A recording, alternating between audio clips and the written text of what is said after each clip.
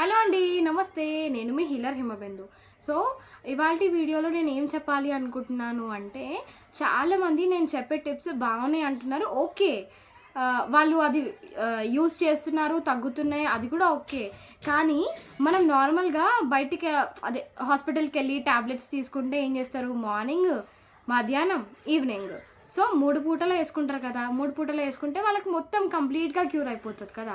So ఇప్పుడు నేను చెప్పే టిప్స్ కూడా సేమ్ మెడిసిన్స్ లాగా మీరు మార్నింగ్, ఆఫ్టర్నూన్, నైట్ ఇలా 3 టైమ్స్ యూస్ చేసినట్టయితే మీకు వచ్చిన డిసీజ్ అనేది కంప్లీట్గా క్యూర్ అయిపోతుంది. సో నేను చెప్పింది విని ఓకే బాగుందని ఒక్కసారి వేసుకొని క్యూర్ అయిపోయింది కదా అని ఉండి అది మళ్ళీ వస్తుంది అని మళ్ళీ డాక్టర్ దగ్గరికి వెళ్ళి మళ్ళీ ట్యాబ్లెట్స్, సైడ్ ఎఫెక్ట్స్ అవన్నీ ఎందుకు? ఒక్కసారి యూజ్ చేస్తే తగ్గింది అని ఊరుకోకూడదు. సో 3 టైమ్స్ ట్యాబ్లెట్స్ ఎలాగైతే యూజ్ చేస్తారో మీరు ఈ టిప్స్ని కూడా అలాగే 3 టైమ్స్ యూజ్ చేయడం వల్ల మీకు వచ్చిన డిసీజ్ అనేది కంప్లీట్గా క్యూర్ అయిపోతుంది అనమాట.